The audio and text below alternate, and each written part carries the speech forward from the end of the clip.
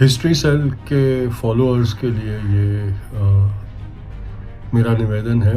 आप लोगों ने सबने हिस्ट्री सेल के हैंडल पे भी पढ़ा और मीडिया में भी, चुनिंदा मीडिया में भी ये बात सुनी कि जम्मू कश्मीर के लेफ्टिनेंट गवर्नर सिन्हा साहब ने बापू के बारे में ग्वालियर में अपने एक संबोधन में क्या बात की और किस तरह से उन्होंने ये प्रमाणित करने की साबित की कि बापू पढ़े लिखे नहीं थे, उनके पास कोई डिग्री नहीं थी।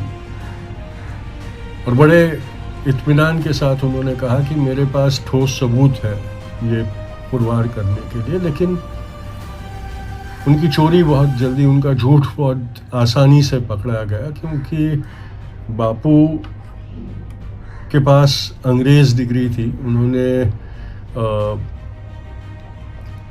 भारत में अल्फ्रेड हाई स्कूल राजकोट से भारतीय मैट्रिक पास करने के बाद लंदन जाके यूनिवर्सिटी कॉलेज में उन्होंने दाखिला लिया और वहाँ से 3 साल का LLB का कोर्स करके वो लॉ स्टडीज़ में ग्रेजुएट हुए।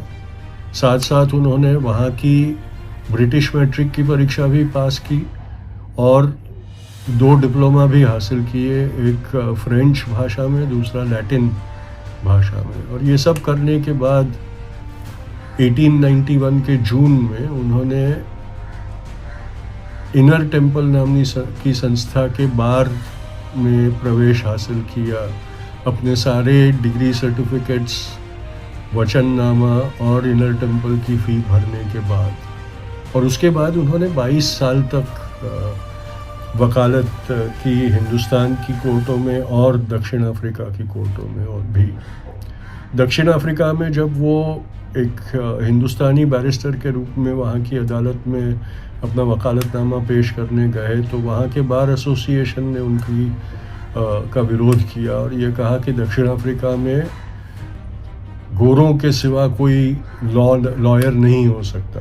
तो बापू ने अपने सारे प्रमाण पत्र, अपनी क्वालिफ़िकेशंस, अपनी डिग्री, अपना बार लाइसेंस, अपनी सनद, वो सारी चीज़ें पेश करके वकील होने का उनका दावा सिद्ध किया और फिर 22 साल तक वहाँ वो अपनी वकालत करते रहे। अगर सिन्हा साहब की बात मान ले तो ये हमको लगेगा कि जैसे बापू एक फ़र्ज़ी लॉयर थे, उन्होंने लोगों को बेवकूफ़ बनाया, अंग्रेज़ हुकूमत को बेवकूफ़ बनाया, अंग्रेज़ संस्थाओं को बेवकूफ़ बनाया, अंग्रेज़ अदालतों को बेवकूफ़ बनाया और एक फ़र्ज़ी वकील के रूप में वो वकालत करते रहे। लेकिन ऐसा करना नामुमकिन था।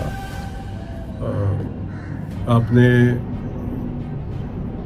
हिस्ट्री सेल के हैंडल पे ही बापू की डिग्रियों के सर्टिफिकेट और उनके वकील की सनद की कॉपियाँ देखी है जो ब्रिटिश सरकार के नियमानुसार इशू की गई थी। तो ये सारे प्रमाण हैं।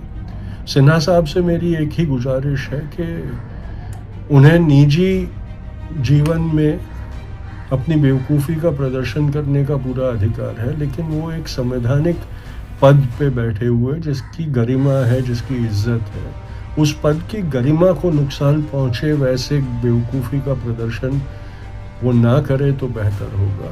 आज भी राज्यपालों के लिए हमारे दिलों में, राज्यपाल के ओहदे के लिए हमारे मनों में एक इज्जत है, उसको वो ठेस ना पहुँचाए तो बड़ी बड़ी मेहरबानी होगी। और जब झूठ बोले तो इतनी आसानी से उनका झूठ पकड़ा जाएगा, वो ना हो उसकी वो